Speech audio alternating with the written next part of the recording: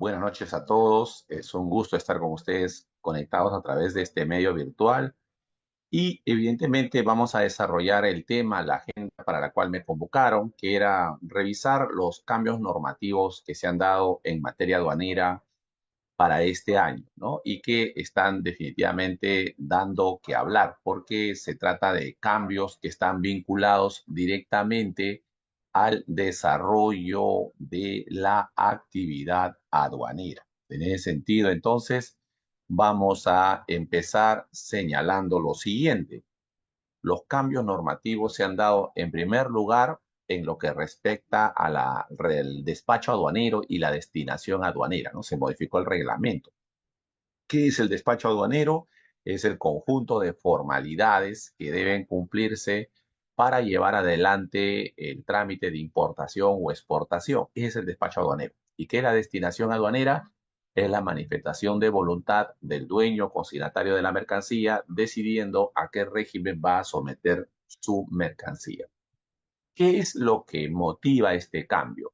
Bueno, resulta que los importadores empezaron a transmitir información de manera incorrecta, incompleta, es decir, no completaban todos los datos que se les solicita en las declaraciones de aduanas. Por ejemplo, no colocaban el número del manifiesto de carga. ¿Qué es el manifiesto de carga? El manifiesto de carga es el documento que transmiten los operadores de comercio exterior, en este caso el documento que transmiten los agentes de aduana cuando van a someter la mercancía a este tipo de trámites. Y por lo tanto, esta forma en la que se transmitía de manera incompleta la declaración generaba pues un retrabajo. Esta incorrecta declaración del documento de transporte obligaba a hacer rectificaciones de información y se estaba desnaturalizando el objetivo principal del despacho anticipado, ¿no? Que consiste en que si yo como importador me anticipo a la llegada de la mercancía y numero mi declaración y presento mis declaraciones de aduanas y pago mis tributos, lo lógico es que el tiempo para disponer de la mercancía se reduzca a horas, pero eso no ocurría porque la información se transmitía de manera incompleta. Es más, la aduana, para intentar salvar la situación, lo que hizo fue vincular el documento de transporte, que sí lo transmitía el importador, y buscábamos en el sistema el manifiesto de carga para completar el dato y de esa manera tratar de agilizar estos despachos. Sin embargo, luego entramos a otro escenario mucho más complicado, debido a que los importadores ya no declaraban solamente con error los datos vinculados al manifiesto de carga, sino que también se empezaban a declarar con error otros datos vinculados al conocimiento de embarque. Y esto sí era un gran problema porque obligaba, por ejemplo, a hacer una revisión exhaustiva, una supervisión completa de la carga, lo cual daba lugar a que se prolongue demasiado los tiempos de atención del despacho aduanero y obviamente no se estaba cumpliendo con el propósito de la norma.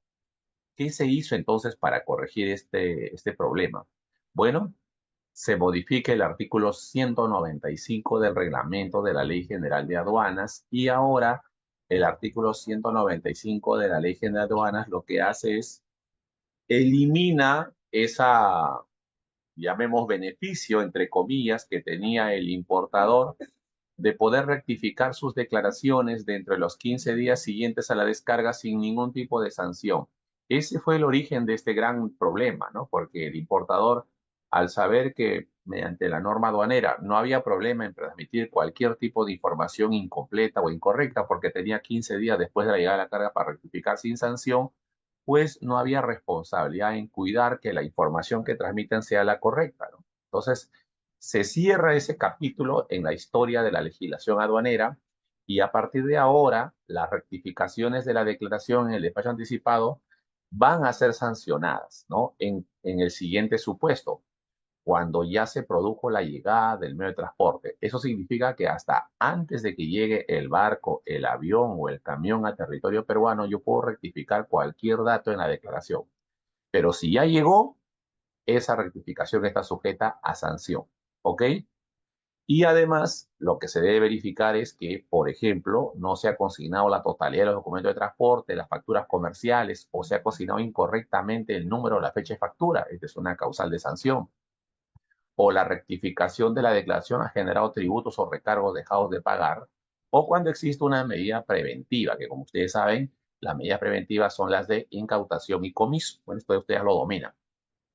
Esta modificación del reglamento obliga entonces a precisar que a partir del 30 de junio del 2025 se va a empezar a aplicar multas, sanciones a los importadores y los despachadores de aduana, agentes de aduana, cuando efectúen una declaración incorrecta, ¿no? La novedad es que también ahora se va a solicitar que digitalicen los documentos antes de transmitir la declaración.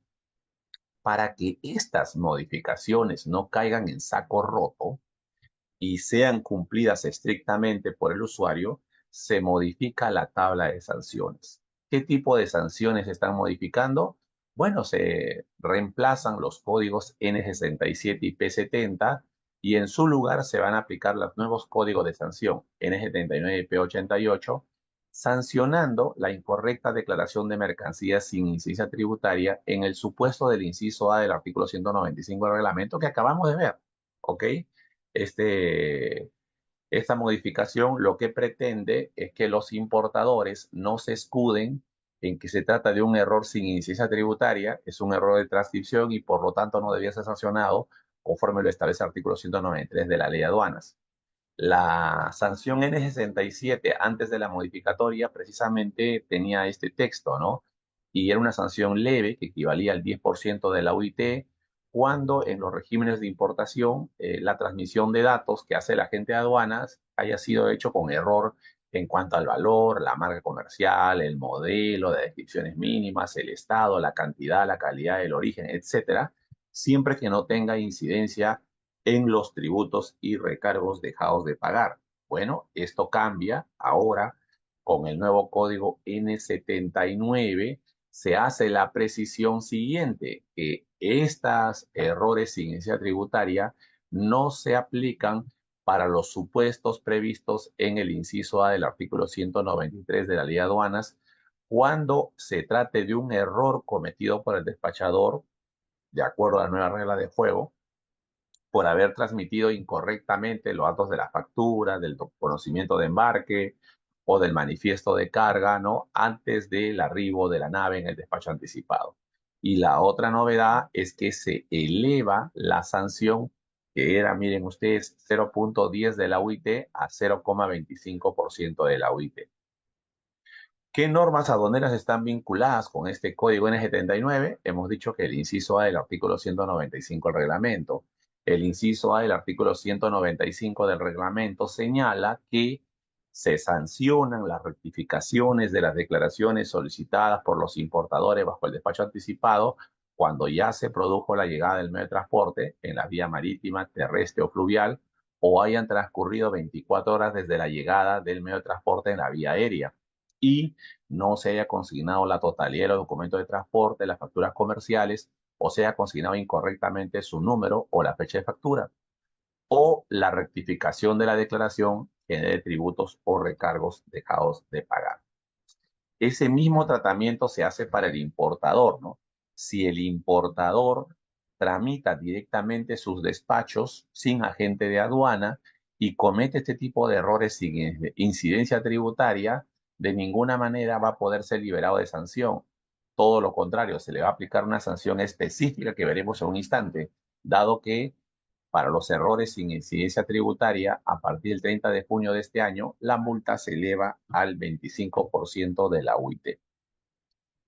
Pasando a otro tema, hablando de puras modificaciones, en algún momento del desarrollo de la tabla de sanciones, el legislador se da cuenta que el monto de la sanción es desproporcionado, es decir, es un monto muy elevado y por lo tanto está yendo en contra de los criterios de proporcionalidad y razonabilidad de las sanciones, por lo que decide reducir la cuantía de la multa, que era el doble de los tributos dejados de pagar o el doble de hechos antidumping, y lo reduce solamente al monto de los tributos y recargos dejados de pagar. Y así tenemos que se modifica la sanción consignada en el código N77, ¿ok? Antes era N63, ahora es N77.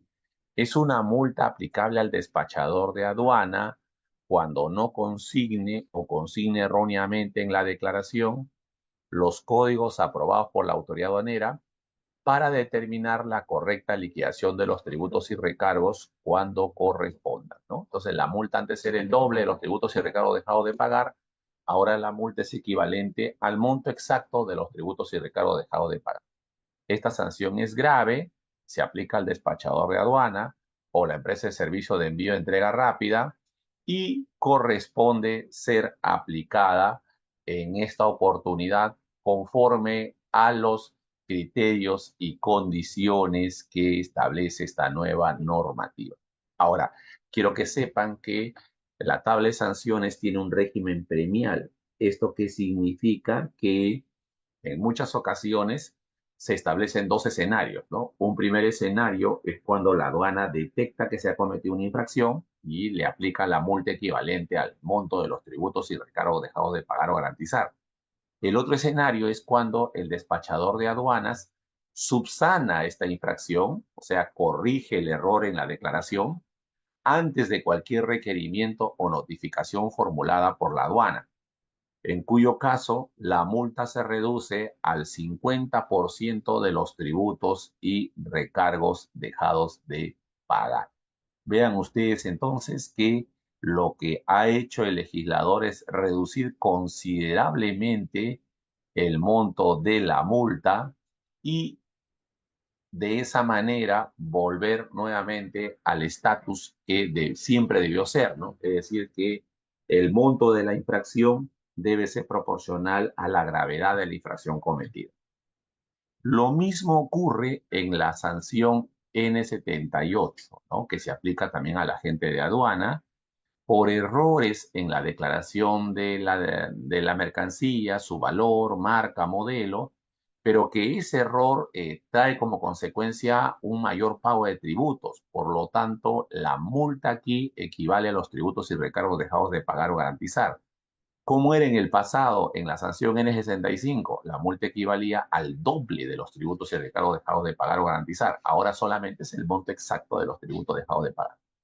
Y como lo hemos mencionado anteriormente, la tabla tiene un régimen premial de manera que en este caso en particular, cuando se subsana antes de cualquier requerimiento o notificación formulada por la aduana, la multa se reduce al 50% de los tributos dejados de pagar o garantizar. Una de las sanciones o infracciones que ha recibido la mayor cantidad de aceptación y elogios es esta, ¿no? La famosa sanción N68, ¿no? Que se aplica a la gente de aduana por errores en la clasificación arancelaria, ¿no? En el pasado, vean ustedes, la multa N68 por error en asignar una subpartida nacional incorrecta con incidencia en los tributos o recargos era equivalente al doble de los tributos y recargos dejados de pagar.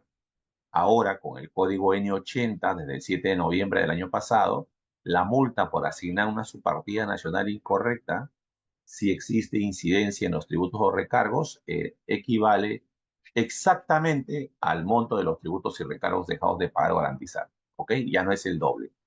Y si el agente de aduana subsana este error en la clasificación arancelaria antes de cualquier requerimiento o notificación formulada por la Administración Aduanera, la sanción se reduce al 50% de los tributos y recargos dejados de pagar o garantizar. De nuevo, reforzamos el criterio en el sentido que la tabla de sanciones tiene un régimen premial. ¿Qué significa esto? Que premia al usuario si es que subsana voluntariamente la infracción antes de cualquier requerimiento formulado por la aduana.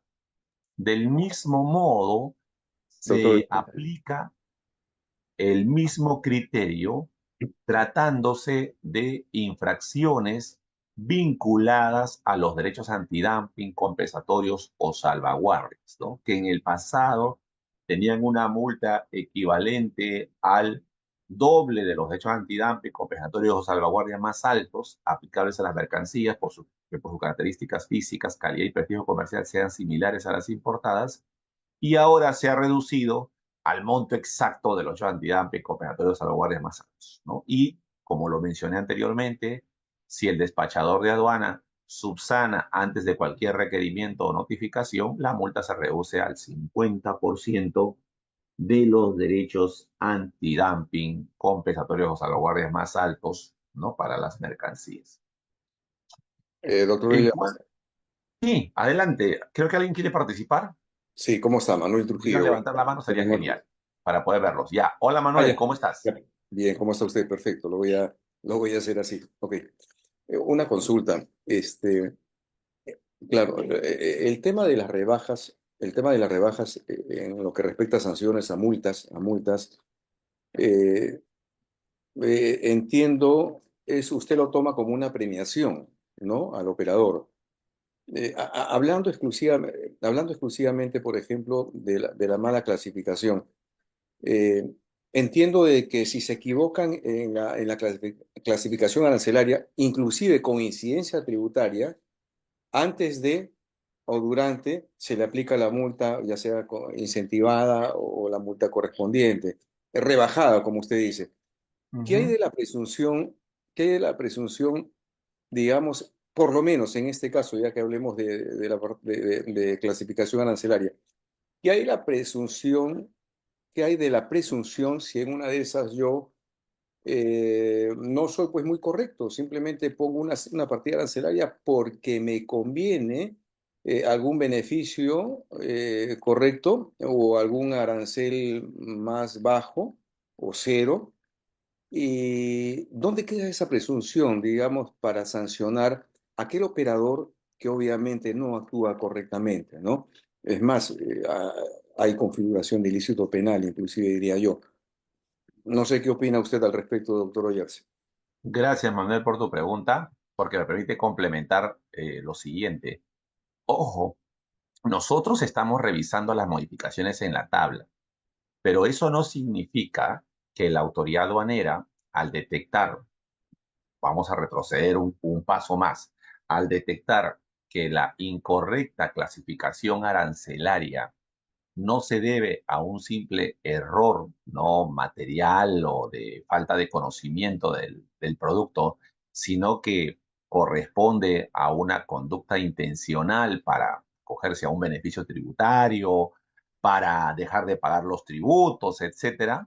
En ese caso hay que tener en cuenta que siempre está habilitada la posibilidad de que la autoridad aduanera emita un informe de presunción de delito, ¿no? Y ponga en conocimiento del Ministerio Público para la investigación.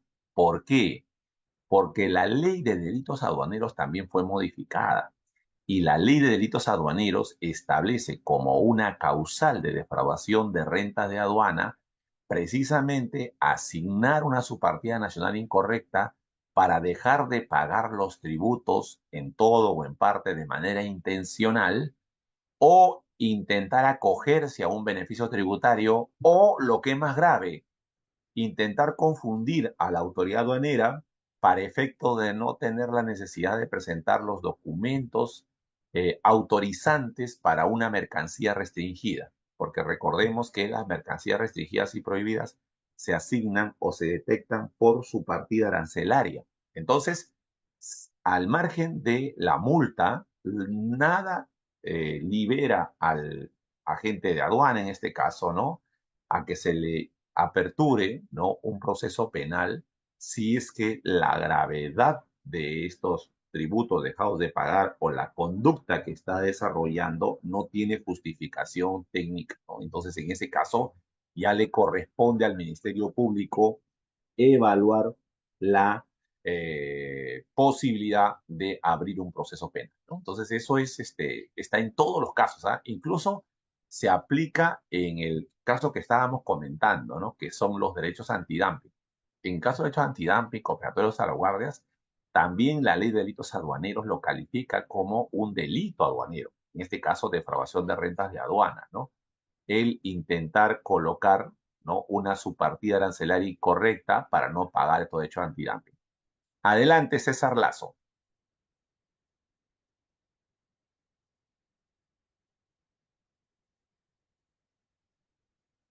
Sí, César, ya puedes activar tu micro. Sí, doctor Oyarce, buenas noches. Sí, Hola. mi pregunta es, ¿qué ocurre si no existe una intención de evadir o, o beneficiarse a través de una reducción de tasa de arancel, sino simplemente un criterio distinto en cuanto a la clasificación arancelaria del producto?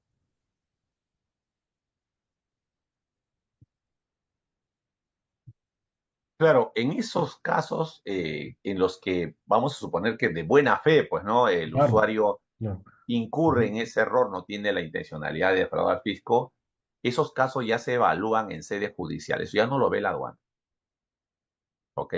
Eso ya no lo ve la aduana. La aduana cumple con su deber. Su deber es aplicar la multa, cobrar los tributos o hechos antidumping y, dada la cuantía o la frecuencia en la que incurren ese tipo de errores, comunica al Ministerio Público y ellos, o una carpeta fiscal, hacen las pesquisas, las investigaciones y ahí el usuario tendrá la posibilidad de demostrar, pues, ¿no?, de que es un error de buena fe, que no hay una intención de dañar al fisco o perjudicar al Estado. Ya, solamente para hacer un pequeño comentario, doctor Garcés. Entonces, la presunción en aduana es contraria a la presunción general que es de inocencia. Aquí ya se considera que habría habido una intención dolosa de beneficiarse a través de esta eh, clasificación o utilización de una clasificación distinta, ¿no? Claro, pero no se aplica en todos los casos, ¿eh? O Ujú. sea, nosotros no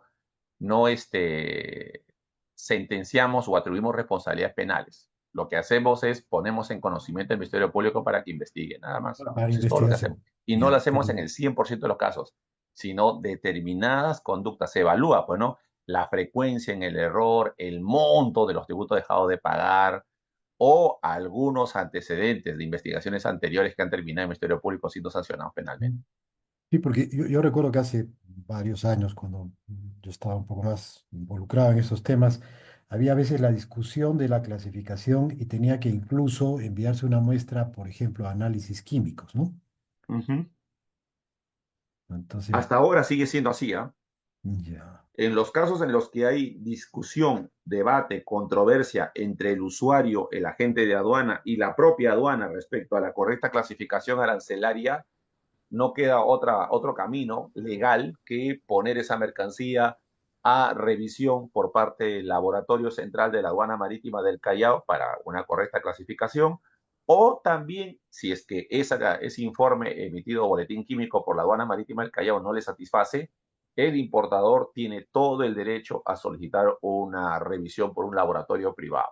También lo puede hacer, no hay ningún problema. Hemos tenido casos en los que incluso los importadores, agentes de aduana, han recurrido al laboratorio de la Facultad de Ingeniería o Ciencias de Ingeniería de la Pontificia Universidad Católica del Perú, ¿no?, para, dado el prestigio de esta universidad, por citar un ejemplo, obtener, pues, un análisis mucho más preciso respecto a la mercancía y determinar que la partida que están ellos declarando es la correcta. Mm, gracias, doctor Yarse. Sí, sí, sí, Doctor hay mucha Oyarce, casuística sobre eso, mucha doc- casuística. doctor Oyarce, eh, Sí, Manuel Trujillo, me va a disculpar, no encuentro la manito acá en el, no te así preocupes, que Manuel, tú me va irrumpe a, nomás, discul- no hay ningún problema. me va a disculpar por esta No, clase no, de... a mí porque si levantabas la mano te daba la palabra antes. No, no te No, había no, visto, no, pero no ahora está sí ya perfecto. estoy atento. No, y mil disculpas. No, no tengo la manito, sino el toque. Doctor, eh, un poquito ampliando más la opinión muy acertada del compañero. Déjeme un poquito pensar en voz alta con usted para que me aclare y de repente reafirmar algunas cositas. En principio, yo pienso que respecto a este tema de acá, eh, el principio de objetividad que maneja, que maneja la Ley General de Aduanas, ¿no es cierto? En concordancia con el Código Tributario, es esa objetividad la que hace que aduanas, ¿no? Sea, si me permite la expresión, caballo de hipódromo, ¿no es cierto? En la carrera. Vale decir, Ujú, está eso así y lo siento, yo configuro porque literal y textualmente, taxativamente, la norma me dice eso. Y como usted muy bien dice, perfecto, esto es un informe y lo paso al área competente para ver si es que, en este caso al Ministerio Público, para ver si efectivamente habría configuración de algún ilícito penal, qué sé yo, ¿no? Pero tampoco olvidemos, y eso es lo que yo también siempre pienso, que los agentes de aduana a veces, eh, no todos, se olvidan que son entes auxiliares de la función pública. ujú. Es decir, que deben estar de la mano enseñándole al operador a trabajar correcta, honesta y legalmente como lo exige la normatividad aduanera. Normatividad que, dicho sea de paso, es completa y es buena si es que se aplica correctamente bien. Entonces, no existiría, yo creo yo, la responsabilidad de la clasificación arancelaria, salvo que usted me corrija, entiendo que primigeniamente es del agente de aduana. Es aquel funcionario probo que obviamente tiene la obligación, las facultades para poder clasificar correctamente. Quería comentarle eso, Sí, sí, eso doctor es Ollar. cierto. Como pueden ver en la tabla de sanciones, el infractor para la aduana es el agente de aduana. ¿Por qué? Porque el agente de aduana es el responsable de asignarla a su partida nacional, ¿no? De manera correcta a la mercancía. Y finalmente, la responsabilidad respecto a esa clasificación recae exclusivamente en el agente de aduana. Eso es cierto, ¿no? No se puede aplicar esa multa al importador, por ejemplo. Esa multa es la del agente de aduana. El importador, en todo caso, responde por los tributos, pero por la multa responde el agente de aduana. Por eso decía que la reducción de la multa del doble de los tributos dejados de pagar a solamente el monto exacto de lo dejado de pagar como tributos beneficia a la agente de aduana hoy, ¿no? Porque desde el punto de vista estrictamente económico, financiero, pues es pagable, ¿no? Era un exceso, desde mi punto de vista, el haberle aplicado el doble de los tributos que dejado de pagar, porque en lugar de enmendar conductas, esto agravaba más la situación, ¿no? Entonces, yo siempre he dicho que hay criterios como el de razonabilidad, de proporcionalidad, que establece el texto único ordenado de la Ley de Procedimiento Administrativo General, que son transversales, ¿no? Y se aplican también en materia aduanera, ¿no? Con mayor razón porque se entiende que el procedimiento sancionador debe ser único, o sea, no se puede hacer distinto. Y aquí aprovecho para dar un comentario adicional, ¿no? Esta modificación también se debe a que realizando una comparación entre la tabla de sanciones de SUNAT tributos internos y la tabla de sanciones de aduanas, resulta que para infracciones muy similares, estamos hablando de errores en las declaraciones, la tabla de SUNAT no establece multas tan elevadas, ¿no? Por esa razón es que había que reducir las tablas de sanciones aduaneras la multa. ¿Por qué? Porque no había proporción, o sea, no había unidad de criterio, siendo la SUNAT una institución que alberga a la aduana, ¿no? Siendo una misma institución. Entonces, por esa razón también se decide el reducir, ¿no? La sanción al monto exacto de los tributos o los derechos antidumping dejados de pagar. ¿Ok?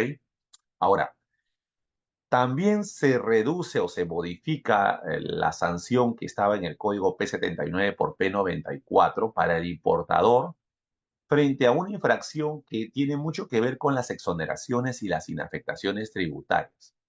En algunas ocasiones a los importadores que gozan de exoneraciones por razones legales, políticas o sociales, se les coloca una obligación, ¿no? Que es no desprenderse de la propiedad del bien, por lo menos durante los primeros 4 años, ¿no? Que es el plazo de prescripción.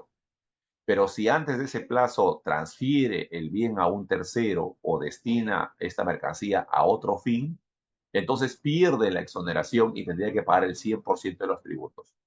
En este caso, cuando la aduana detecta que este usuario, este importador, que gozó de una exoneración, una inafectación o beneficio tributario y transfirió el bien antes de los plazos legales, se le aplicaba la multa que era el doble de los tributos aplicables en las mercancías hasta un máximo de 20 UITs. Hoy es solamente el monto equivalente a los tributos, lo que es lo correcto, ¿ya? Para evitar que sea tan oneroso. Pero, hablando de los cambios, han surgido nuevos supuestos de infracciones en la tabla de sanciones aduaneras. ¿Cuáles son estos nuevos supuestos? Yo empecé señalando que habían errores en las declaraciones producto del despacho anticipado y que había que empezar a sancionar. Muy bien, lo que ha hecho el legislador es crear una nueva obligación para determinar que esos errores no se vuelvan a repetir. ¿Cuál es la nueva obligación? Deben transmitir la documentación sustentatoria previa a la numeración de la declaración.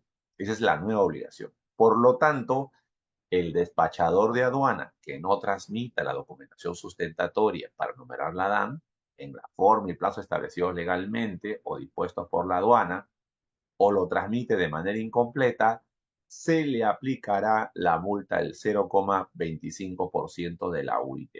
Ahora, si el despachador de aduana se acoge al régimen premial, yo lo llamo así, ¿no? Le da un premio al importador o al agente de aduana, dependiendo de la infracción, que subsana este error antes de que la aduana le formule algún requerimiento o notificación, bueno, se reduce la infracción a solo el 10% de la UIT. Ambos son infracciones leves, pero aquí ya nos va anticipando el legislador que están cambiándose las reglas de juego. Del mismo modo, si el importador realiza el despacho directo sin agente de aduana, va a tener la obligación de transmitir primero la documentación sustentatoria y luego para luego transmitir la DAN, una vez que le hayan dado el OK, la validación por parte de la aduana. Si no lo hace así o lo transmite de manera incompleta, la multa es 0,25% de la UIT y si subsana esta infracción antes de cualquier requerimiento o notificación formulada por la autoridad aduanera, la multa llega al 10% de la UIT, ¿no? Estas son las nuevas sanciones e infracciones. Pero para hacer completa la explicación, también debemos saber que estos cambios obligaron a modificar el procedimiento DESPA PG01, procedimiento de importaciones. Y es así como se emitió la resolución de superintendencia 281, ¿no? El cual establece con meridiana claridad que a partir del 31 de marzo de este año, o sea, hace un par de semanas, entraba en vigencia la modificación del procedimiento general importación para el consumo de esta PG01 versión 8. Y vamos de frente al cambio. ¿Cuál es el gran cambio? Bueno, se modifica el literal F, donde se establecen las condiciones para la destinación aduanera, señalando que las mercancías destinadas en una declaración deben corresponder a un solo consignatario, deben estar consignadas en un único manifiesto de carga, salvo que provengan de un régimen precedente o un documento procedente de zona franca de Tacna o zona especial de desarrollo. Y esta es la novedad, debe contar con la documentación sustentatoria exigida por la legislación aduanera para el despacho de las mercancías, transmitida ya de forma digitalizada, completa y sin errores. Vean esta novedad. El procedimiento de DESPA PG01 ya nos va anunciando que la nueva regla de juego para destinar la mercancía al régimen de importación para el consumo es digitalizar primero los documentos que sustentan el despacho y transmitirlo a la aduana de manera completa y sin errores.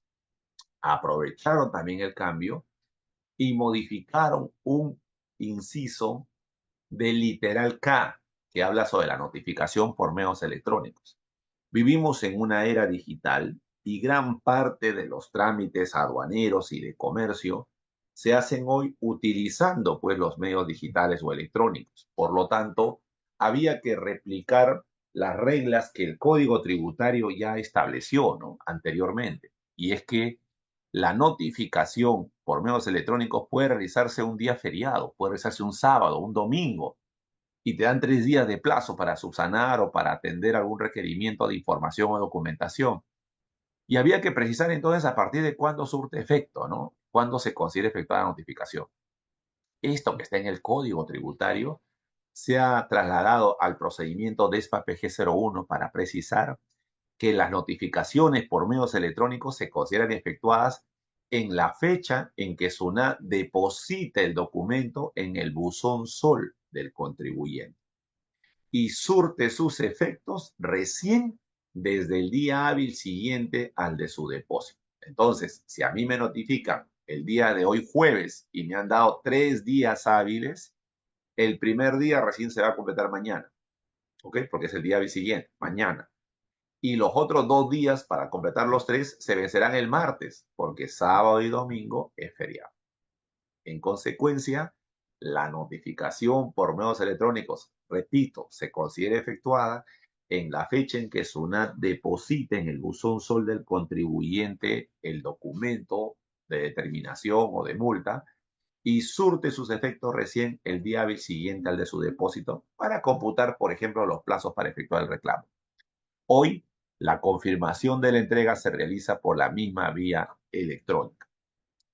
Volviendo a la digitalización de documentos y el cambio en las reglas de juego, el rubro 7, descripción del procedimiento DESPA PG01 versión 8, respecto a la numeración de la declaración, hace una precisión indicando que el despachador de aduana solicita la destinación aduanera al régimen de importación para el consumo mediante la transmisión electrónica de la información y se añade y de la documentación digitalizada de los documentos que la sustentan, utilizando la clave electrónica asignada. No ha hecho otra cosa más que reforzar, ¿no?, el nuevo requisito y condición para someter la mercancía al régimen de importación para el consumo, ¿no? Para solicitar la destinación aduanera mediante transmisión electrónica de la DAN, primero debe contar con la documentación digitalizada de los documentos que la sustentan. Y reitera que el instructivo de cómo se debe tramitar la declaración está en el procedimiento DESPA IT 0004. Pero añade que la información y la documentación digitalizada transmitida electrónicamente se reconoce legítima y goza de plena validez legal. ¿Por qué se ha hecho este añadido? Por el tema del régimen de infracciones y sanciones aduaneras. Se crean nuevos supuestos de infracción por no cumplir con presentar oportunamente la documentación digitalizada de manera completa y sin errores. Por eso se dice que esa documentación transmitida por el despachador electrónicamente se reconoce legítima y goza de plena validez legal. Ahora, alguna vez me preguntaron, ¿pero de dónde dice Ollarse expresamente que yo debo primero digitalizar los documentos y transmitirlo a la aduana para después numerar la DAN? Bueno, mi interpretación es, creo, coincidente con todos los que nos acompañan hoy en la charla y los demás agentes y operadores que ya están aplicando este procedimiento. Cuando uno revisa el procedimiento DESPA PG01, va a descubrir que en el rubro disposiciones generales se ha añadido un literal, el literal O, transmisión de la documentación sustentatoria. Mi humilde opinión es que esta norma es una norma de excepción. ¿Por qué digo de excepción? Porque empieza diciendo lo siguiente: la documentación que sustente el despacho puede, dice, puede, no dice debe, puede transmitirse con posterioridad a la numeración de la declaración y hasta antes del levante de la mercancía. Entonces, ¿la regla general cuál es? Que la documentación que sustente el despacho debe transmitirse antes de la numeración de la declaración. Esa es la regla general. La excepción a la regla es que se puede transmitir con posterioridad a la numeración de la declaración y hasta antes del levante, sin perjuicio de que se le aplique la multa, siempre que la declaración no se encuentre legajada, porque si ya está legajada, la declaración ya está archivada, no tiene ningún sentido, pues, ¿no?, digitalizar documentos. O cuente con una solicitud de rectificación que está en trámite, aún no lo ha aprobado la autoridad aduanera, o ya transmitió los documentos sustentatorios, pero la aduana todavía no los acepta, no le da el ok. O alguno de los documentos de transporte ha sido sujeto a una acción de control extraordinario que se encuentra pendiente por resolver. Entonces, repito, el sustento legal por el cual hoy se establece que, como nueva regla de juego, la documentación que sustenta el despacho debe transmitirse antes de la numeración de la declaración, radica en que la norma de excepción señala que puede transmitirse esa información o documentación de manera digitalizada con posterioridad a la numeración de la declaración y hasta antes del levante bajo estas condiciones, ¿ok? Que la mercancía o la declaración no se encuentre legajada, que no cuente con solicitud de rectificación en trámite o con transmisión de documentos sustentatorios pendientes de aceptar, o que algún documento de transporte esté sujeto a una acción de control extraordinario pendiente. Vamos al detalle de los documentos requeridos para su digitalización. Y ahí encontramos lo siguiente.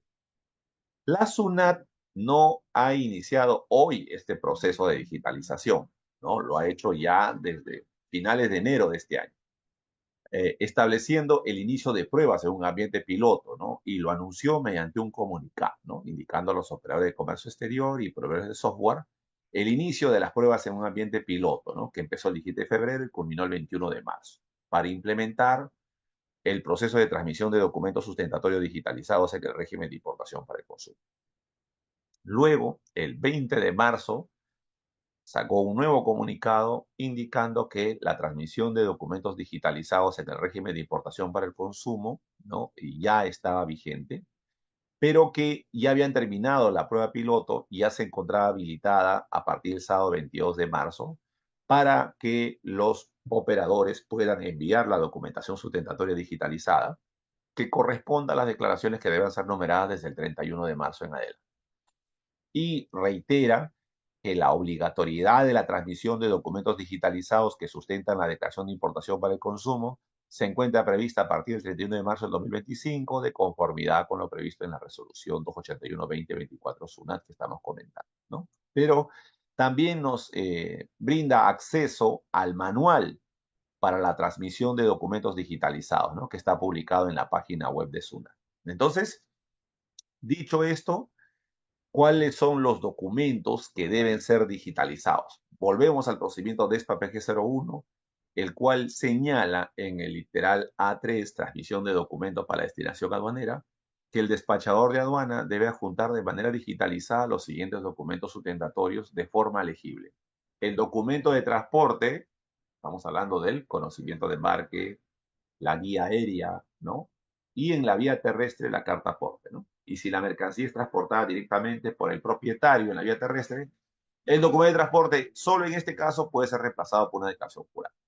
Luego la factura, documento equivalente o contrato, añadiendo que estos documentos mencionados anteriormente deben contener la siguiente información: el nombre o razón social del remitente y su domicilio legal, el número de orden, lugar y fecha de su formulación, el nombre o razón social del importador y su domicilio, la descripción detallada de las mercancías, indicándose el código, marca, modelo, cantidad con indicación de la unidad de medida utilizada, características técnicas, estado de la mercancía si es nueva o usada, año de fabricación u otros signos de identificación si los hubiera. El valor unitario de las mercancías con indicación del Incoterm que han pactado, según la forma de comercialización en el mercado de origen, sea por medida, peso, cantidad u otra forma, la moneda en la cual se efectuó la transacción comercial, la forma y las condiciones de pago, ojo, uso de medio de pago obligatorio bancarios, el número y la fecha del pedido o pedidos que se atienden. Añade que cuando la factura, documento equivalente o contrato no consignen la información que hemos señalado anteriormente, esta debe ser transmitida definitivamente en la declaración.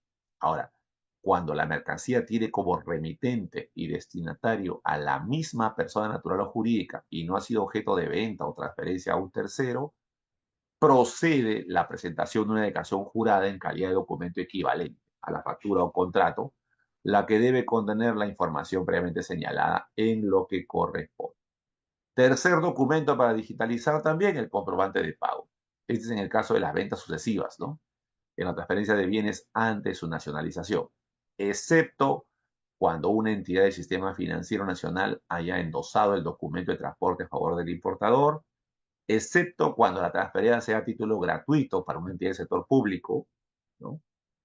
Excepto empresas del Estado para la Iglesia Católica, o cuando es emitido utilizando un medio informático autorizado o proporcionado por la SUNAT. Cuarto documento, el seguro de transporte, ¿no? De corresponder. En el caso de que sea una póliza global o flotante, el documento que acredite la cobertura de las mercancías sujetas a despacho.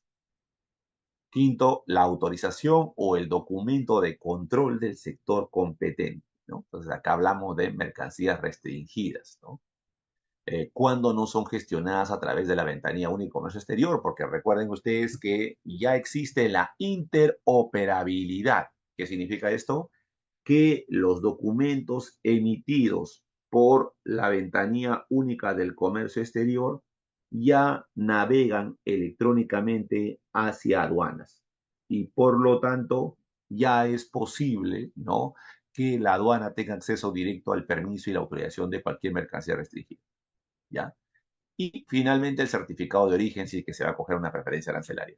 Esos son los documentos para digitalizar, pero la novedad que trae el procedimiento de esta PG01 es que aclara que en el caso del inciso E, mercancías restringidas, la transmisión de los documentos sustentatorios digitalizados puede realizarse después de numerada la declaración y hasta antes del otorgamiento de levante, siempre que la normatividad de la entidad competente disponga que la referida documentación se obtiene luego de numerada la declaración.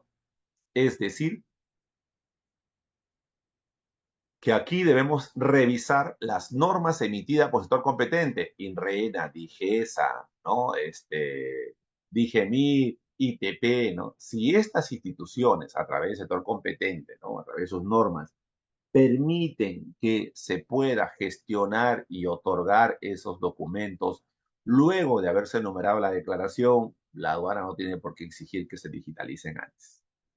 Y lo mismo ocurre en el caso de los certificados de origen, ¿no? La transmisión de estos documentos sustentatorios digitalizados se puede realizar después de la numeración de la declaración, ¿no?, conforme lo establecen los acuerdos, tratados o convenios internacionales, ¿no?, teniendo en cuenta que en algunos de esos acuerdos el certificado de origen tiene vigencia de 180 días, por ejemplo, en el caso de Aladi, y en el caso de China, un año calendario. Eso, o sea, mucho depende de lo pactado en los contratos, ¿no? Pero obviamente lo que yo siempre sostengo es que el declarante debe anunciar la voluntad de acogerse a un TPI, ¿no?, para efecto de que luego lo pueda rectificar insertando el certificado de origen,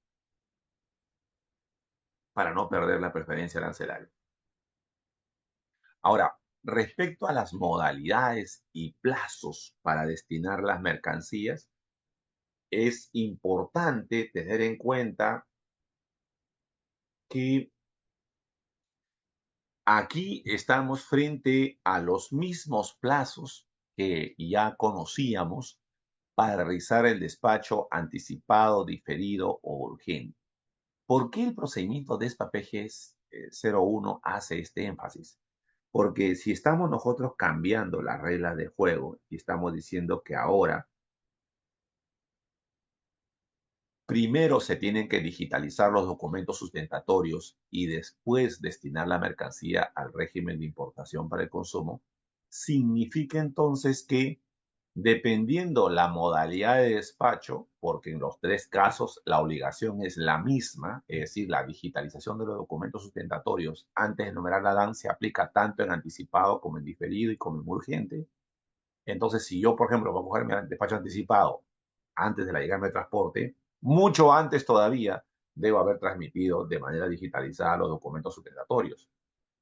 Lo mismo si voy a hacer despacho diferido, ¿no? Si voy a hacer despacho diferido porque la carga ya llegó al Perú, primero tendría que haber transmitido de manera digitalizada los documentos sustentatorios antes de los primeros 15 días que se hayan vencido después de la descarga para evitar caer en abandono legal, ¿no? Y lo propio del despacho urgente. Entonces, es importante este aspecto, añadiendo que en el caso del despacho diferido, los 15 días calendarios se pueden prorrogar por única vez, ¿no? Siempre que lo solicite el despachador antes del vencimiento de los primeros 15 días, ¿no?, conforme lo establece el literal B del artículo 132 de la Ley General de Aduanas. Profesor Villar, Sí, adelante. una consulta, disculpe. Cuando ¿hay alguna excepción respecto al tema de, supuestamente si es un anticipado y no cumplimos con la numeración antes de, eso estaría afecto a multa? Entiendo. Ahora, cuál sería la excepción para evitar, o sea, ¿en qué situación no se pagaría la multa? ¿La multa por qué? ¿Por no digitalizar documentos? Por no, digamos, numerar la declaración. No, pero ¿estamos hablando de digitalizar los documentos previamente o estamos hablando de no numerar la DAN? Ah, ya, no le entendí, ya, correcto, ya. No, no, no numerar la DAN. He estado leyendo un poco mal, creo yo. Claro, No, no numerar la DAN, tú sabes que cae en abandono legal. ya, ya, correcto. Genial. Muy bien. Entonces, continuemos, ya, no sin antes compartir con ustedes algunas de las curiosidades que yo vengo encontrando en las redes, ¿no? Porque saben que también los cambios que se hacen en este tipo de declaraciones tiene impacto, pues, en el sector comercio exterior, ¿no? Y cada uno empieza a formular sus teorías. Vean ustedes lo que trajo como consecuencia esta nueva obligación.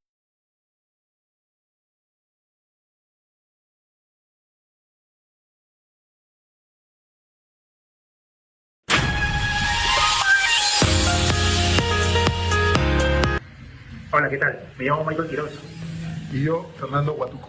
y queríamos compartir con ustedes Los siguientes tips aduaneros a portas de la digitalización de documentos.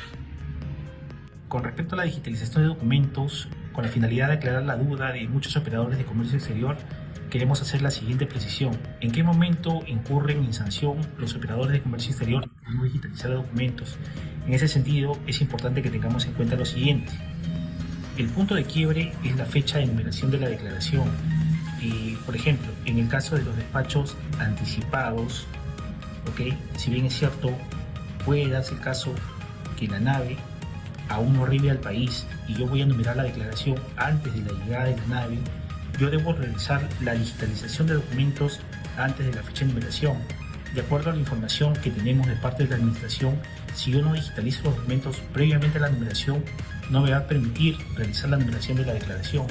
En ese sentido, por ejemplo, un caso que tengo un despacho de 3 facturas comerciales y solamente digitalizo 2, en ese sentido sí me va a permitir realizar la numeración. Y si posteriormente a la numeración quiero añadir una factura comercial adicional, en ese caso me encontraría sujeto a la sanción por añadir un documento posterior a la fecha de la numeración. En el caso de los despachos diferidos, aquí es un caso diferente, ¿no? Porque aquí la nave, arriba la nave y posterior a ello, dentro del plazo de 15 días siguientes al término de la descarga, yo puedo realizar la designación aduanera. En ese caso, para poder realizar la numeración, de igual manera voy a tener que digitalizar los documentos antes de la numeración. Mismo ejemplo, 3 facturas comerciales. Solamente digitalizo 2, me va a permitir realizar la numeración.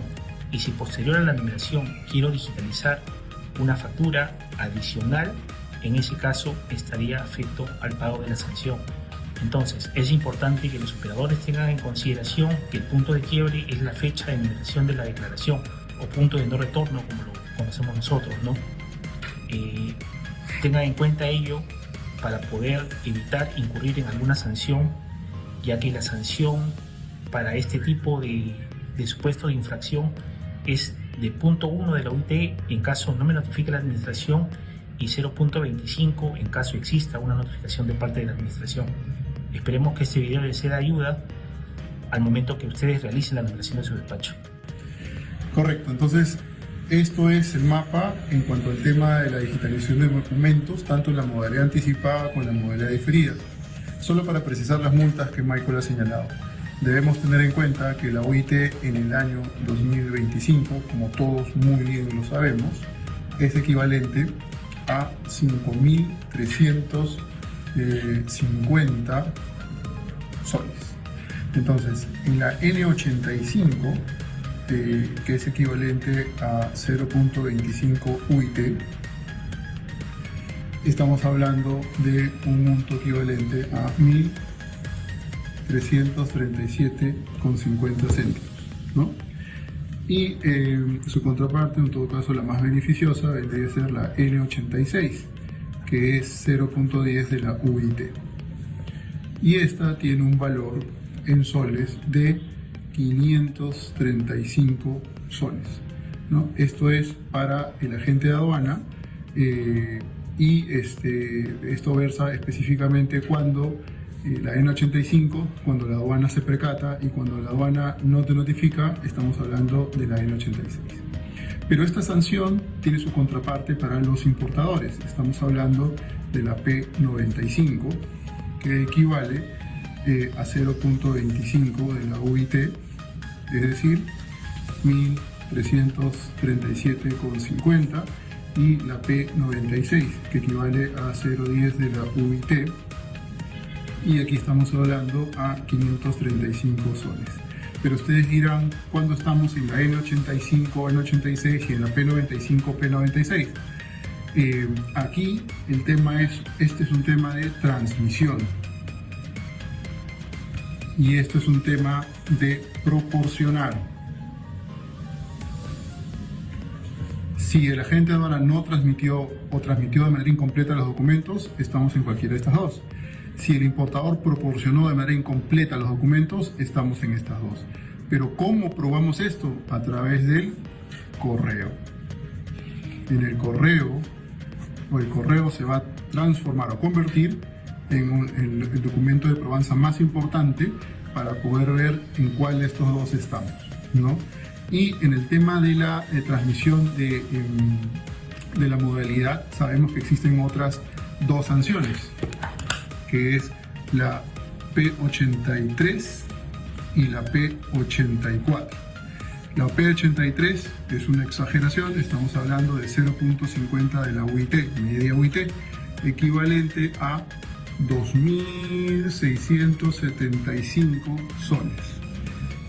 Y si la aduana no se percate de ello, estamos hablando de 0.25 de la UIT, es decir, 1.337,50. Esto es para efectos de la modalidad del despacho. ¿Y en dónde encontramos las excepciones? En el artículo 62A. Y también en el procedimiento de importación para el consumo.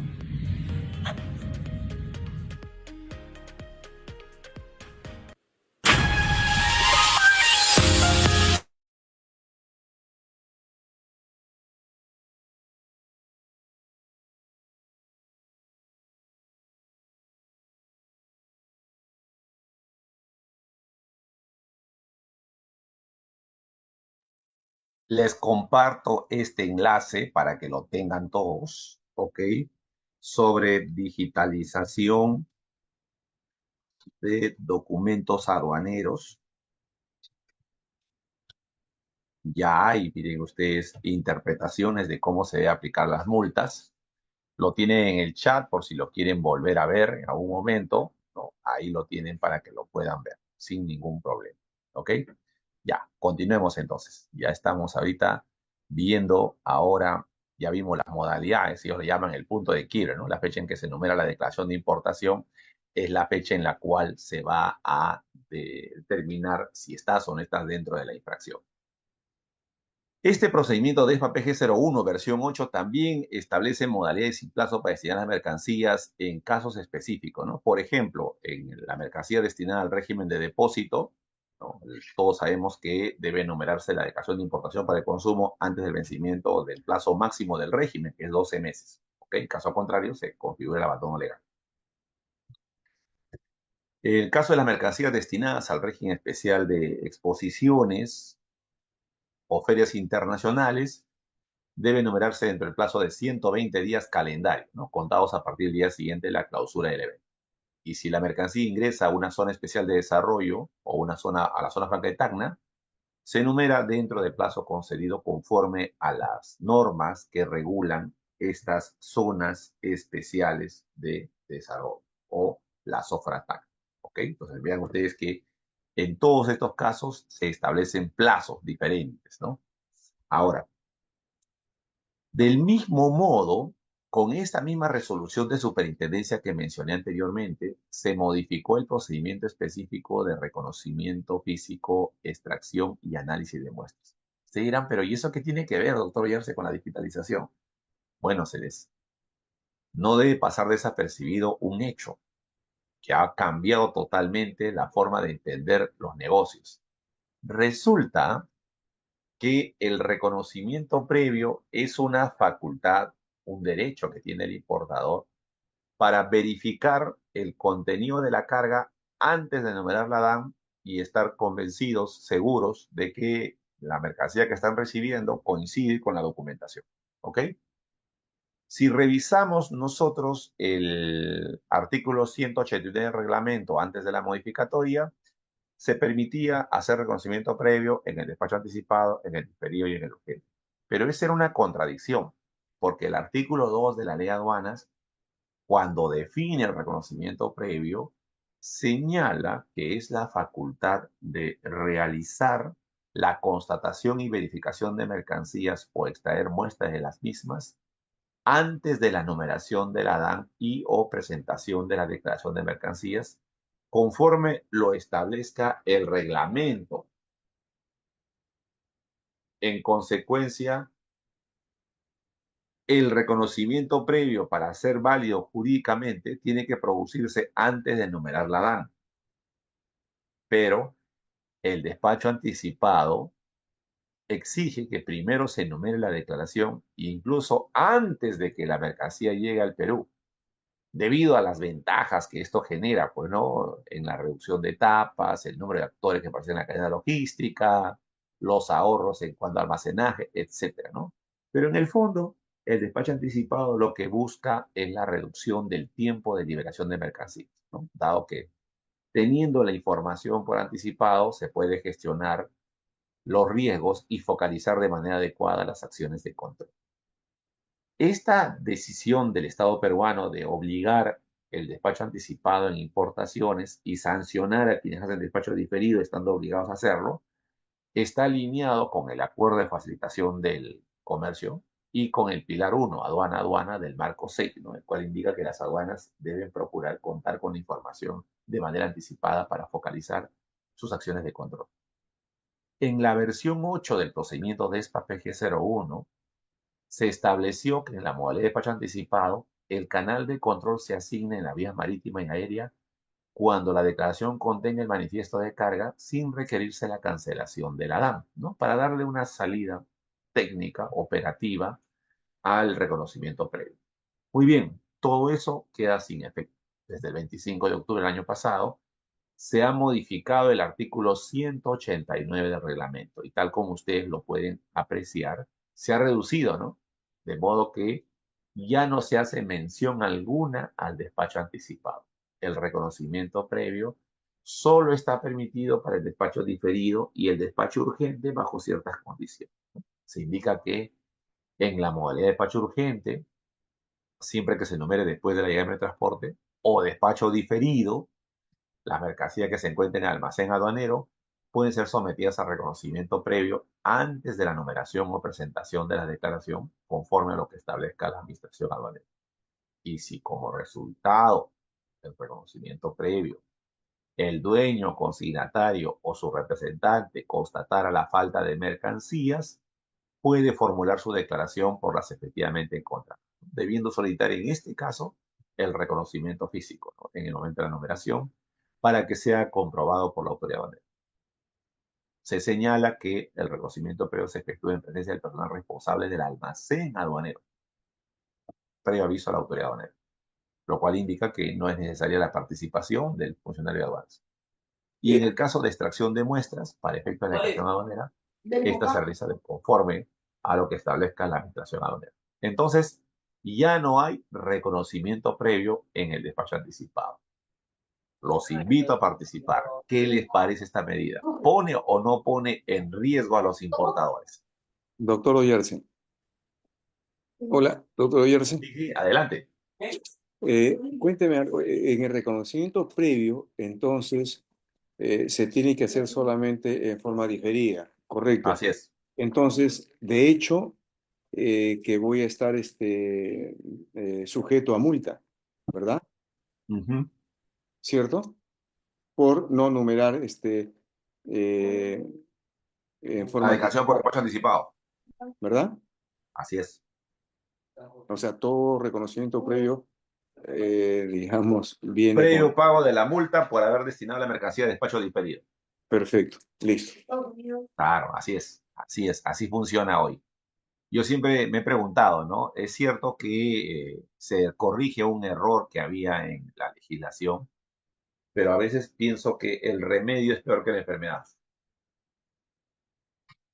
Porque en este caso en particular me pongo en el supuesto de aquel usuario, ¿no? Que antes, dada la posibilidad de hacer reconocimiento previo en los anticipados, podía corregir errores, ¿no?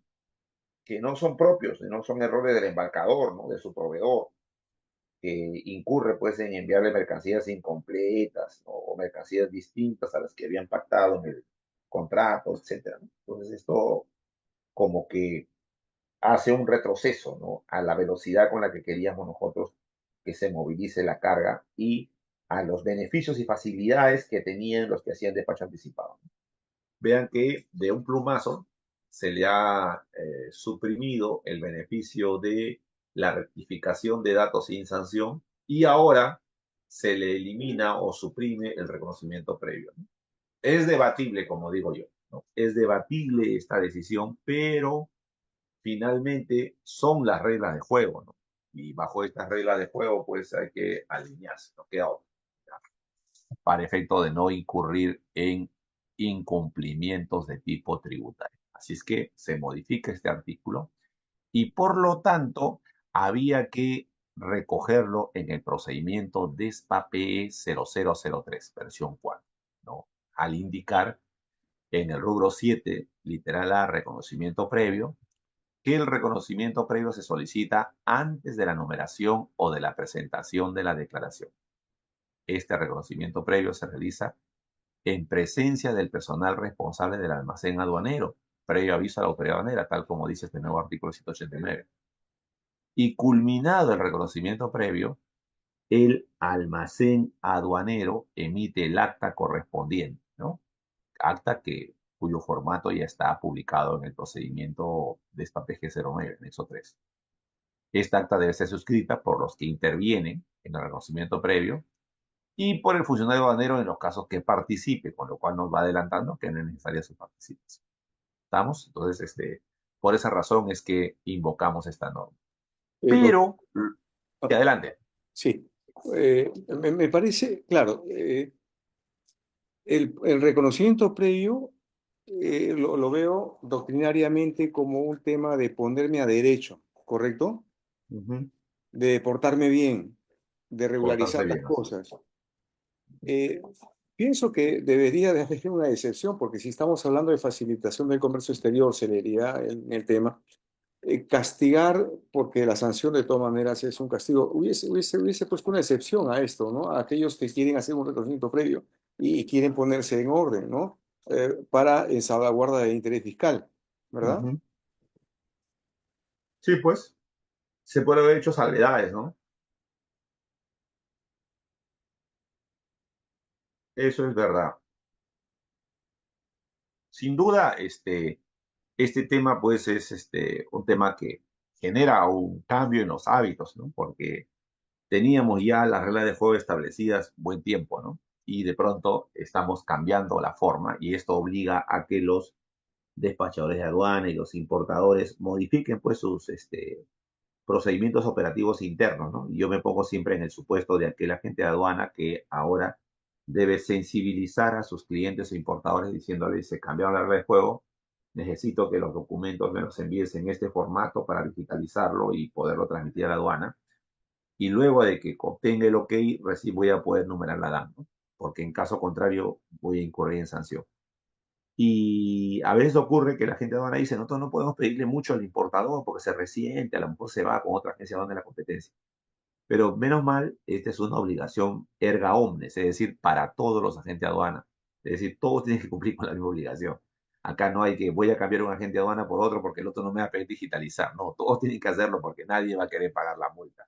Además, me refiero, ningún agente de aduana va a querer incurrir en infracción porque además puede perturbar o perjudicar su récord, ¿no? Y con ello su categoría como operador de comercio exterior.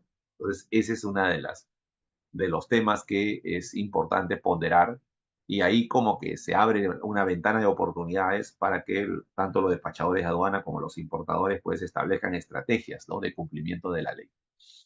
Pero decía yo que el procedimiento de ESPA P0003 le dedica un espacio al reconocimiento físico presencial, ¿no?, indicando que el reconocimiento físico se realiza en el terminal portuario, ¿no?, abriendo la posibilidad que sea en el puerto, en el terminal de carga del transportista aéreo, el almacén aduanero, el local con autorización especial de zona primaria, la zona franca de Tacna, la zona especial de desarrollo o el centro de atención en frontera, en la medida que cuenten con zonas habilitadas para dicho fin, según lo previsto por el procedimiento de cada región.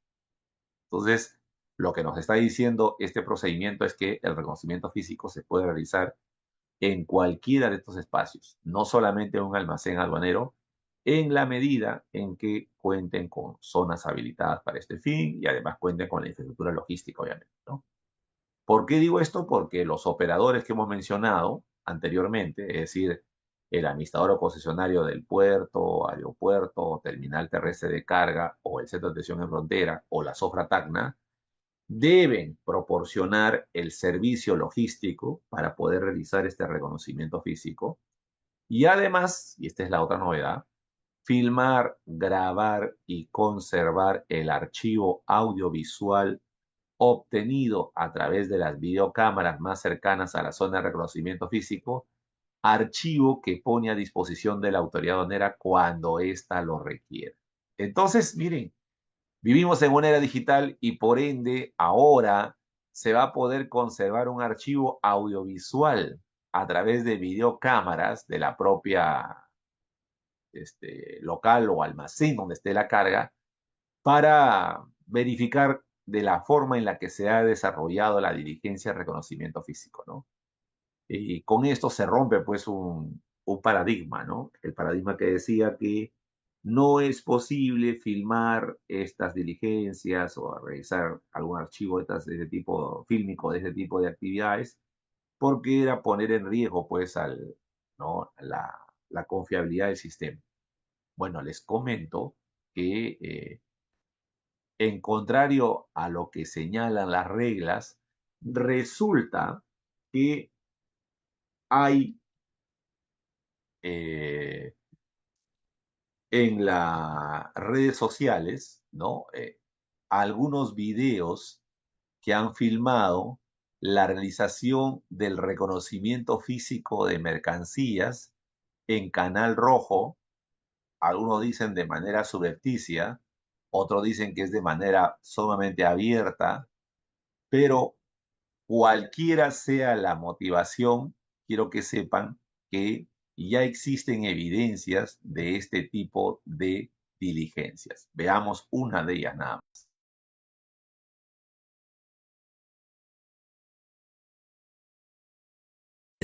Estudiante, amigo importador, emprendedor, estudiante y amante del comercio exterior. Siempre se escuchaba Foro Físico, Canal Rojo. Hoy estamos haciendo reconocimiento físico. Como verán, el letrero al fondo dice zona de reconocimiento físico de contenedores. Hoy vamos a pasar todo y le voy a enseñar cómo se pasa un día de aforo. Como verán, los de chaleco amarillo son los especialistas de aduana. Ellos son los encargados de hacer la revisión. Ellos son de la SUNAT o de la aduana. Entonces, ahora verán, nosotros tenemos en pantalla 7 contenedores que están en el patio de depósito temporal para hacer aforados, listos para ser aforados. Dentro de estos 7 nosotros tenemos 2 cargas, dos clientes nuestros. En la parte derecha vamos a ver que hay un bosquejo de los rollos de tela, que es de uno de nuestros clientes de Gamarra. que vamos a pasar el aforo. Y tenemos otras cargas que son reproductores de sonido. Los especialistas en este caso solicitan las muestras. Como ven, ahí hay un especialista que está tomándole foto a la mercadería para ver los detalles y para guardarlo en su archivo. De ahí vemos al fondo un especialista está revisando a detalle y está tomando con wincha. Sí, miren, con una wincha. Está con una wincha revisando las medidas. ¿Por qué? Porque los especialistas tienen todas las herramientas. Llevan su wincha, llevan sus guantes, llevan tijeras, todo lo que sea necesario para poder hacer un correcto reconocimiento físico de la mercadería. Por eso es muy importante que tengas un buen agente de aduana, quien es que te va a solicitar toda la información para que se declare de manera correcta y así evites multas o algunas observaciones por parte de aduana y tu mercadería sea retirada de la manera más rápida.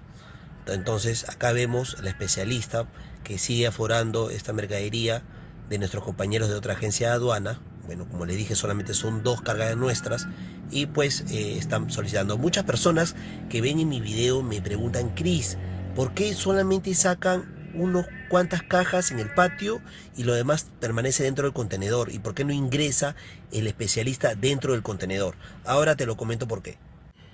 Y ahora vamos por el otro ángulo de la cámara. Ahí está nuestro compañero que se están preparando para el aforo de nuestra carga, saludando a la cámara a nuestro compañero como siempre. Y bueno, ahora te comento por qué se deja algunas cajas fuera para que revise el especialista. Esto es costumbre, se hace de manera práctica para que el especialista revise los ítems declarados. Los ítems sabemos que son los productos, cada producto diferente que se trae en un contenedor. Entonces, por ejemplo, si uno trae 5 productos, son 5 ítems y sacamos 5 cajas de esos mismos códigos para que el especialista pueda revisar a detalle como lo están haciendo ahora. Como verán, están revisando, están viendo fotos, están viendo las cometas. Ahorita vemos que están cometas, mira, le sigue tomando fotos para que vea pues cada ítem, ¿no? Entonces, pero no es que el especialista no ingrese, sí ingresa al fondo del contenedor. Por lo general sí lo hacen para revisar, para chequear que no haya ningún producto diferente a lo que se haya declarado, para hacer el conteo de cajas, para revisar el estado de las mercaderías, etc. Entonces, esto de aquí siempre es usual que el especialista ingrese después de haber revisado las cajas que se ponen al inicio del contenedor. Y ahora vemos otro ángulo del depósito. Vamos a ver nuestras cargas que ya hemos retirado. La cuadrilla se ha encargado de sacar todas las cajas y el especialista nos ha dicho que hagamos un camino en el contenedor porque quiere entrar a revisar todas las cajas. Entonces vamos a regresar con ellos, que vengan y haremos el aforo en vivo para que vean cómo procede con el conteo de las cajas. Y ahora estamos aquí por fin con nuestra carga, 2 especialistas que han venido a revisar el detalle y están chequeando la mercadería que hemos sacado de cada ítem. Una vez terminado esto, el especialista quiere ir a revisar, contar la cantidad de cajas que esté de acuerdo a lo declarado. Por eso es muy importante declararlo de manera correcta para evitar inconvenientes. En caso haya uno de más, una caja de menos o de repente mayor cantidad, hay que hacer la rectificación. Entonces el especialista está procediendo a revisar y como ustedes saben, les comenté un inicio en este video, ellos tienen pues todos los implementos de seguridad, pueden tener guantes, pueden tener todos los accesorios que requieran para hacer un buen reconocimiento físico. Ahí están contando, se apoya de la luz del celular porque no hay buena iluminación y está contando todo. Seguramente va a ir hasta el fondo del contenedor para ver que no haya nada oculto, no haya nada indebido, no haya ninguna caja o algún objeto que no se haya declarado en la DUA. Y bueno, después de haber revisado, contar, va a proceder a terminar la cuenta afuera del contenedor. Y acá tengo 81. 42 más 3, 45. Los 4 que están listo, todo afuera. ¿Todo conforme? 1 y 4 muestras. Ahora sí, Ya. Profe. Administrativa, por favor, indícale.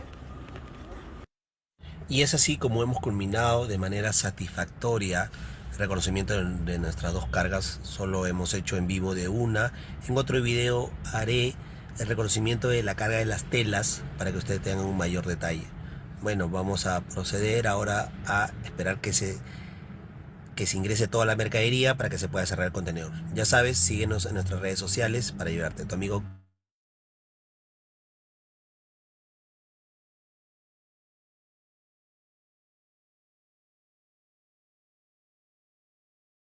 Vivimos una era pues de total digitalización, ¿no? Y por lo tanto no podemos ir en contra de esta corriente, de esta ola, más bien debemos adecuarnos, porque si no innovamos nos podemos quedar rezagados. Por esa razón es que ahora el procedimiento DESPA-P 0003 precisamente rompe esquemas al señalar primero que el recuento físico se puede realizar en el terminal portuario, en el terminal de carga del transportista aéreo, en el propio almacén aduanero como era antes, en el local con autorización especial de zona primaria, en una zona franca como Tacna, en las zonas especiales de desarrollo o en los centros de atención en frontera que tiene ya el Perú, ¿no? Con países vecinos, en la medida que cuenten con zonas habilitadas para realizar esta diligencia, ¿no? Según lo previsto por el procedimiento en cada régimen.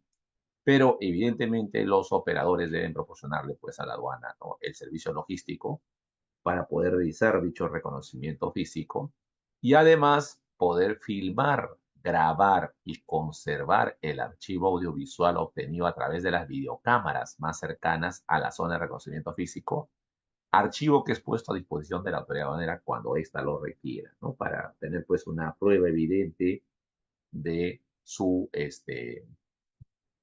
de su legalidad o formalidad en cuanto al desarrollo de esta diligencia. Bien, pero Doctor, hemos dicho que va a haber una multa, ¿no es cierto?, para los que no digitalicen documentos previo a la numeración de la declaración. Y hemos dicho que esa multa, pues, es un poco fuerte.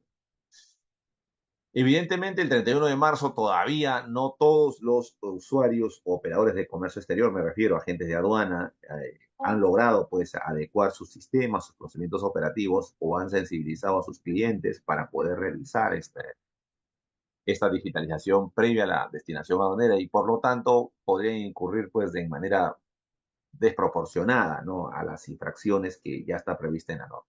Por esa razón, la SUNAT, haciendo ejercicio a una de sus facultades, que es la famosa facultad discrecional, ¿no?, decide, mediante una resolución de superintendencia, aprobar la facultad discrecional para no aplicar sanciones en las infracciones relacionadas con la transmisión digital de la documentación sustentatoria de la DAN en el régimen de importación para el consumo.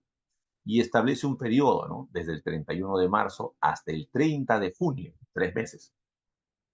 Tiempo en el cual no se va a aplicar sanciones a los despachadores de aduana y a los importadores por infracciones vinculadas a los cambios producidos recientemente respecto a la destinación aduanera de mercancías al régimen de importación para el consumo. Entonces, las infracciones que comprenden esta facultad discrecional para no estar sujetos a sanciones aduaneras son no transmitir la documentación sustentatoria dentro del plazo legal o transmitir la documentación incompleta, ¿no? Dos supuestos. La marcha blanca comprende un periodo de 3 meses para que los despachadores de aduana e importadores puedan implementar mejoras en sus procesos operativos internos, lo cual les permita cumplir con la normativa aduanera respecto a la digitalización de la documentación sustentatoria. Se hace una advertencia, ¿no? La norma que configura o califica como infracción o tipifica como infracción la no transmisión de la documentación digitalizada ya está vigente. Por lo tanto, desde el 31 de marzo en adelante, quien en lugar de digitalizar los documentos primero numera la DAN, estaría incurriendo en infracción y la infracción ya está establecida. La sanción también. En consecuencia, aplicando esta resolución de superintendencia, la SUNAT va a dejar de aplicar, no le va a aplicar la sanción de oficio. Pero si por A o B un contribuyente, un agente de aduana, temeroso de la ley y cumplidor de sus obligaciones tributarias, decide pagar la multa durante esta etapa de marcha blanca, hay que anunciarle que esta resolución de superintendencia es claro en indicar que no tendrá derecho a la devolución de esa multa pagada, porque la infracción existe, ni tampoco a solicitar la compensación de ese monto pagado con otras deudas que tuviera pendientes o exigidas. doctor Yarsen. Sí, Una consulta.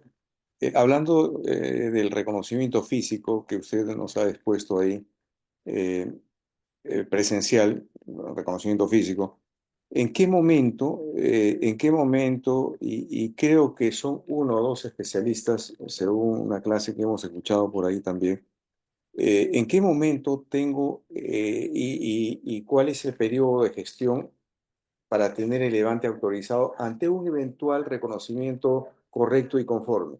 ¿En qué momento más o menos tengo el levante autorizado? Buena pregunta. A ver, aquí entran en juego dos temas, ¿no? Un primer tema es si el reconocimiento físico no ha generado ningún tipo de incidencia, no se ha extraído ninguna muestra, no se ha encontrado ninguna notificación que advierta algún tema de mercancía no declarada, el momento de la culminación de la diligencia es el momento en el que se debe aplicar o ejecutar o disponer el levante. No hay otro momento. O sea, si producto de reconocimiento físico no se ha detectado ninguna infracción, ningún incumplimiento, no se ha sacado una muestra por boletín químico, no se ha cuestionado el tema de clasificación arancelaria, no hay tributos pendientes de pago, etcétera, en ese momento se debe producir el levante.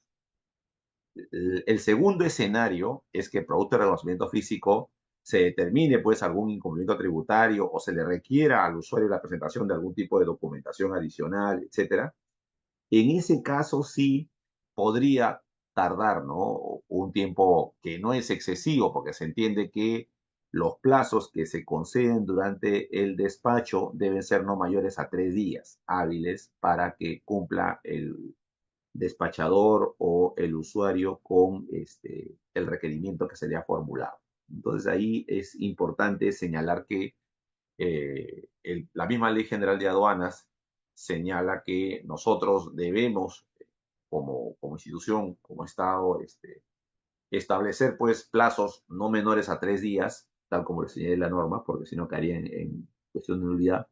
Pero eso no impide que el usuario, si tiene la documentación a la mano, lo presente pues en horas o al día siguiente, ¿no? Y de esa manera se aligera la toma de decisión, ¿no? En promedio, cuando se trata de este tipo de requerimientos de información o documentación, el levante podría demorar de 24 a 48 horas, ¿no? Ese es el promedio.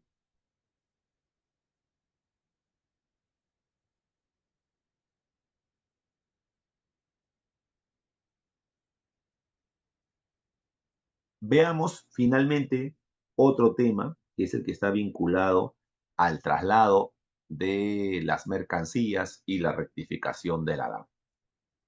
Actualmente, el traslado de la mercancía por zona secundaria no está sujeta a ningún tipo de documento aduanero que permita su correcta trazabilidad.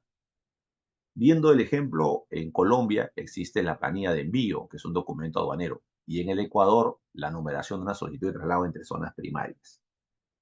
En nuestro caso, es necesario incorporar en el reglamento de ley de aduanas la obligatoriedad de la presentación de una solicitud de traslado por zona secundaria, pero ¿para qué crear más documentos si existe uno emitido por la propia SUNAT llamado guía de remisión, ¿no? Que está regulada en el reglamento de comprobante de pago? Por esa razón se modifica el artículo 150 del reglamento de la ley de aduanas y se establece que el traslado de la mercancía dentro de la misma circunscripción aduanera, previo a su salida del terminal portuario o del terminal de carga aéreo, requiere de una solicitud de traslado por zona secundaria, la que se hace efectiva a través de una guía de remisión emitida de conformidad con la normatividad correspondiente, le hace reglamento de comprobante de pago, y de acuerdo con lo establecido por la Administración Aduanera. La información consignada en este documento obviamente tiene carácter de declaración para efectos aduaneros. Es importante mencionar que ya la SUNAT ha hecho los ajustes en el reglamento de comprobantes de pago y se han establecido los requisitos técnicos mínimos que debe tener esta guía de remisión cuando se utilice para fines estrictamente aduaneros, ¿no? Entonces, de esa manera se cumple con verificar la trazabilidad, ¿no? Lo que se busca acá es la trazabilidad de la mercancía, ¿no? Porque en el fondo lo que se pretende es contar con el detalle de la secuencia lógica del traslado de la mercancía por zona secundaria. Ahora, volviendo al tema de las rectificaciones de las declaraciones, Es importante mencionar que las declaraciones aduaneras pueden ser rectificadas antes de la selección del canal de control, sin la aplicación de sanciones, siempre que no exista una medida preventiva y se cumpla con los requisitos establecidos por la aduana. En el despacho anticipado, las declaraciones pueden ser rectificadas desde el plazo de 15 días calendarios siguientes a la fecha de término de la descarga sin la aplicación de sanción de multa. Pero ojo, esta norma indica salvo los casos establecidos en el reglamento. Es decir, este mandato de la ley de aduanas no ha sido cambiado. Sigue igual. Indica hasta el día de hoy que en el despacho anticipado las declaraciones pueden ser rectificadas dentro del plazo de 15 días calendarios siguientes a la fecha de término de la descarga sin la aplicación de sanción, salvo los casos establecidos en el reglamento. Y nosotros hemos visto al inicio de la charla del día de hoy que el reglamento en el artículo 195 ha establecido los casos en los cuales, pese a tramitarse por despacho anticipado, van a ser multados las rectificaciones de la DAM. A manera de recuerdo, la rectificación de la declaración se puede realizar a pedido de parte o de oficio, las condiciones que señala la aduana, determinándose la correspondiente deuda tributaria aduanera y los recargos que correspondan con una reliquidación. Esta solicitud de rectificación se tramite por medios electrónicos y en la mayoría de los casos es aprobada automáticamente, ¿no? Salvo algunos casos en los que la aduana notifica, le da 3 días al usuario para que sustente, ¿no?, la razón de la rectificación, pero si es un tema que materialmente se evidencia que es un error de digitación, automáticamente se corrige. También se considera rectificación la anulación o la apertura de series para mercancías amparadas en una declaración, y no se exime de la aplicación de la sanción de multa al que se refiere el segundo párrafo del artículo 136 de la ley, cuando existe una medida preventiva dispuesta sobre las mercancías por parte de la autoridad aduanera. Finalmente, es importante también, dado que estamos viendo actualizaciones, tener en cuenta que las infracciones aduaneras por despacho anticipado también han incrementado su cuantía, ¿ok? Para efecto de evitar, pues, que el usuario siga intentando realizar despachos diferidos cuando su obligación es hacer despacho anticipado, escudándose en que el monto de la multa, pues, es pequeño, es pagable, ¿no? Y que no habría ningún problema en pagarlo voluntariamente antes que la aduana lo notifique. Por esa razón, se modifica, vean ustedes, la sanción P44, ¿no?, por no destinar la mercancía a la modalidad de despacho anticipado, en los casos que sea obligatorio. La multa era 0,2 de la UIT, era leve, se aplica al importador. A partir del 30 de junio, esta multa sube a media UIT, por no destinar la mercancía a la modalidad de despacho anticipado, en los casos que sea obligatorio, la multa se eleva a media UIT. ¿Y cómo queda el que subsana voluntariamente? Bueno, el que subsana voluntariamente se le aplicaba el código P45 y la multa era el 0,10% de la UIT.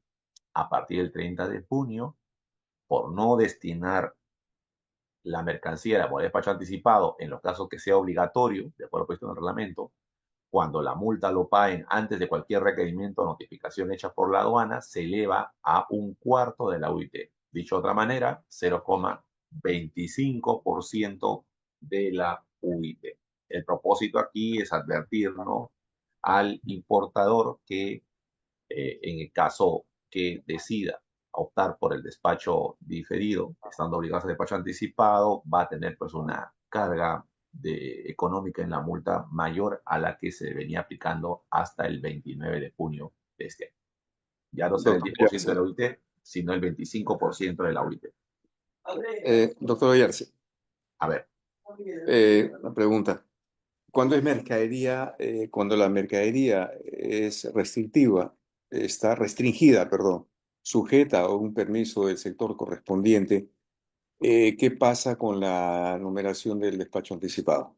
no pasa nada, disculpa que te corte, porque esa es una excepción prevista en el artículo 62A del reglamento. Todos los despachos que contengan mercancías restringidas no están obligadas a ser anticipados, tienen que ser diferidos.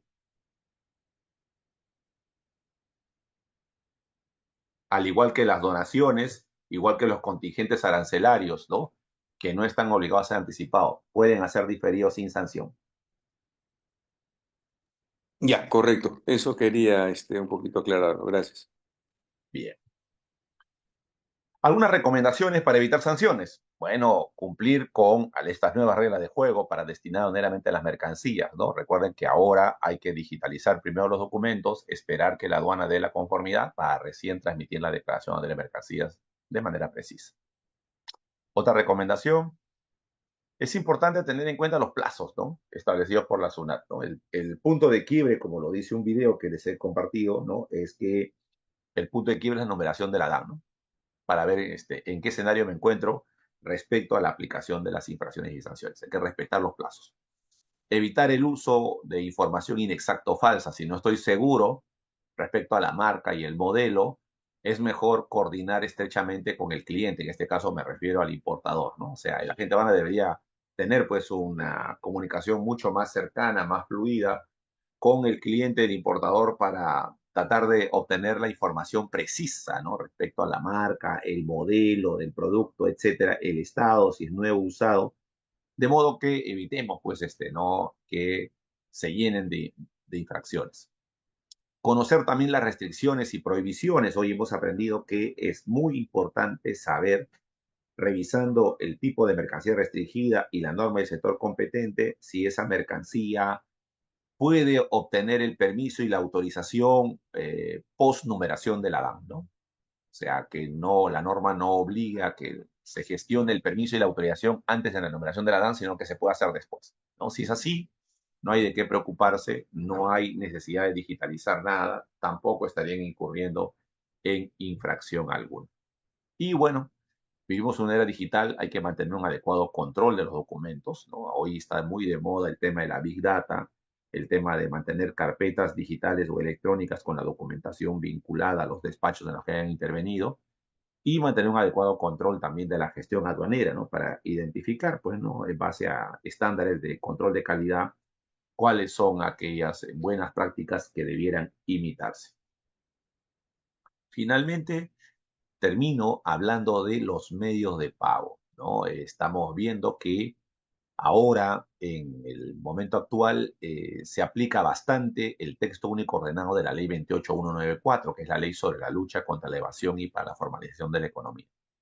Y esta norma parte de una premisa, ¿no?, que la compra-venta internacional de mercancías destinadas al régimen de importación para el consumo, cuyo valor FOB sea superior a 7.000 soles o 2.000 dólares americanos, se debe pagar utilizando los medios de pago previstos en el artículo 5º. Estos son abono en cuenta corriente, débito, tarjeta de crédito, etcétera, ¿no? Y cuando se evidencie la no utilización de medios de pago bancarios con anterioridad al levante, el importador tiene la opción de proceder al reembarque de la mercancía o continuar el despacho previo pago de una multa por el monto determinado en la tabla de sanciones, ¿ok? Y cuando se evidencia la no utilización de medio de pago después del levante, se aplica la multa y en ambos casos, a pesar de haber pagado la multa, el no haber hecho uso de los medios de pago le resta el derecho a acogerse a algún tipo de devolución, crédito fiscal, compensación o al drawback. Esto sí es serio. Sobre el particular, ya en marzo del 2024 se emitió otro comunicado a los importadores indicando que en la declaración anual de mercancías el importador debe declarar la modalidad de pago en la casilla 5.2 del formato A de la DAM, considerando la siguiente información, ¿no? La modalidad de pago, indicando el código, ¿no?, de la forma de pago, ¿no? Entonces hablamos de si es pago al contado, pago al crédito, pago anticipado u otros, ¿no? Pago mixto, etcétera. Y para los casos de pago a crédito mixto, se debe consignar en la casilla 520 del formato B de la DAM, de importación para el consumo, el número de días del pago a crédito, ¿no?, si es a 30, 60 días, y el evento a partir del cual se cuentan esos 30, 60 o 90 días, ¿no? Por ejemplo, 30 días a partir de la fecha en que se produjo el embarque. Información que forma parte de las condiciones de pago y que debe ser declarado correctamente. ¿Okay? Entonces, es importante esto porque resulta que si revisamos la tabla de sanciones, veremos que existe la infracción P52. El código de infracción P52 precisamente es aquel que recoge esta infracción, ¿no? Cuando se evidencie la no utilización de medios de pago en la compra-venta internacional de mercancías destinadas al régimen de importación para el consumo, conforme a lo establecido en el artículo 3A que les he mencionado, ¿no? Del texto único ordenado de la Ley para la Lucha contra la Evasión y la Formación de la Economía, conocido como la ley que combate el delito de lavado de activos, la multa equivale al 30% del valor FOB declarado por la mercancía. Una multa muy fuerte, ¿no? 30% del valor FOB declarado en la factura, ¿no? Por esa mercancía que no se ha bancarizado. Es una infracción grave y evidentemente aquí el único infractor para la norma es el propio importador, ¿no? El importador se convierte en el único infractor y por ende aquí tendría tres tipos de sanciones, ¿no? Uno es la multa, segundo es que no va a tener derecho al crédito fiscal, a las devoluciones o al drawback, ¿no? Entonces, y lo tercero, y esto sí hay que preocuparse un poquito más, siguiendo la misma tónica de las preguntas que ustedes han formulado generosamente en el transcurso de la exposición, también es posible en estos casos que se envíe una comunicación a la unidad de inteligencia financiera, ¿no? Para efecto que se abra una investigación respecto al origen del dinero, dado que si no ha bancarizado, debe sustentar, pues, ¿no? La forma en la que se ha efectuado ese pago y el origen lícito del dinero no bancarizado, ¿no? Y con lo cual, pues, entraría ya a otro frente de investigación, ¿no? Ya desde el punto de vista, nuevamente, penal.